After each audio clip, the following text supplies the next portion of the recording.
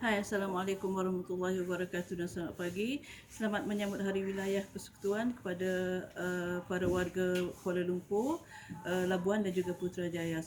Serta selamat menyambut Tahun Baru Cina, Kong Hee Pak Choi kepada seluruh rakyat Malaysia, kerana kita kelaziman ini kita akan sambut salah satu perayaan secara bersama.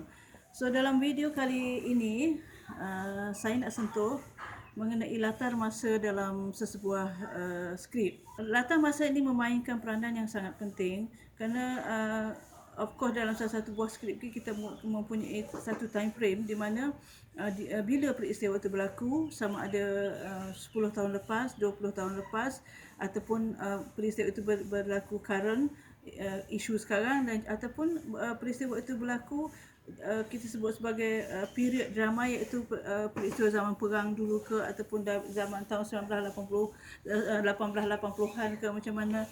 Itu sangat penting sebab dia ada beberapa perkara yang kita perlu menitik beratkan tentang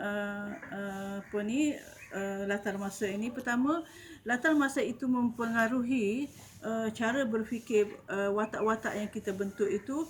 Yang keduanya, latar masa itu juga mempengaruhi persekitaran ataupun plot ataupun perjalanan cerita itu. Latar masa juga akan mempengaruhi dialog-dialog yang akan kita kembangkan, dan latar masa juga akan mempengaruhi cara berfikir ketika apabila berlakunya finish product itu. Okey, perkara itu akan saya sentuh kemudian secara mendalam di video-video akan datang. Selain daripada latar masa, saya juga ingin menyentuh tentang latar tempat.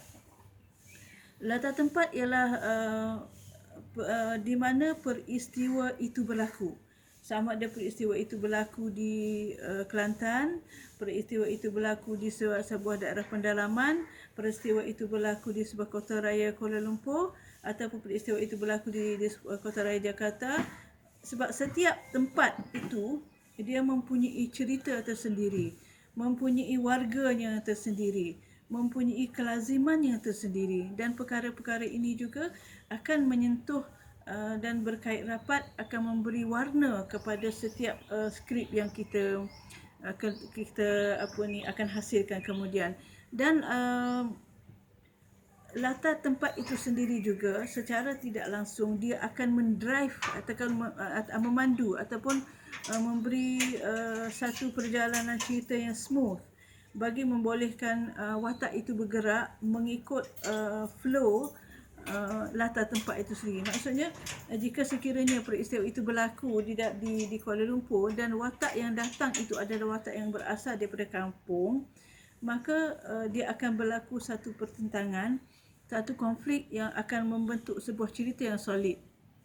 Kita sering menonton di dalam TV dan juga filem bagaimana seorang pemuda kampung yang datang ke kota, ke Kuala Lumpur misalnya, dan ketika dia di kampung, dia memang seorang pemuda yang baik, seorang pemuda yang belajar ilmu persilatan semua. Apabila dia datang ke Kuala Lumpur, dia akan berdepan dengan barangkali kruk daripada Kuala Lumpur yang dia terpaksa menggunakan segala apa yang dia belajar itu, ilmu yang dia belajar dekat kampung itu, untuk mempertahankan pertama identiti diri dia, yang keduanya untuk mempertahankan dia daripada anasir-anasir yang tidak baik, dan terutama sekali apabila ada di kalangan mereka yang berada di kota ini yang cuba untuk berbuat jahat kepada dia.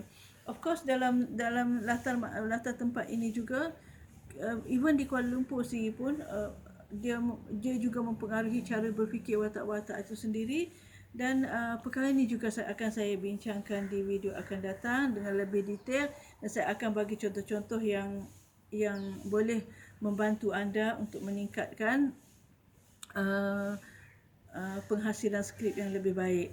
So sebab hari ini saya pun baru habis jogging, masih badan berpeluh-peluh, dan hari ini juga hari cuti, saya membuat video ini secara ringkas untuk mendekatkan diri saya kepada anda semua, dan saya mengharapkan bahawasanya anda terus mengikuti saya, perjalanan saya, untuk membolehkan satu hari nanti saya memberi satu input kepada anda untuk melahirkan skrip yang solid yang anda boleh jual yang saya akan ajar anda bagaimana nak buat proposal, bagaimana saya nak kembangkan cerita, bagaimana apabila proposal, step by step lah.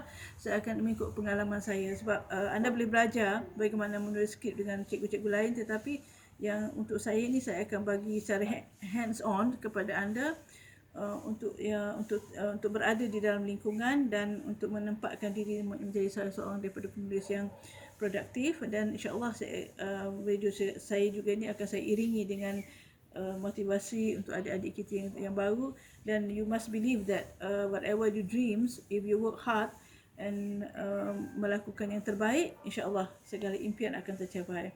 Kita jumpa lagi besok. Assalamualaikum warahmatullahi wabarakatuh. Kong Hu Fat Choy. Bye.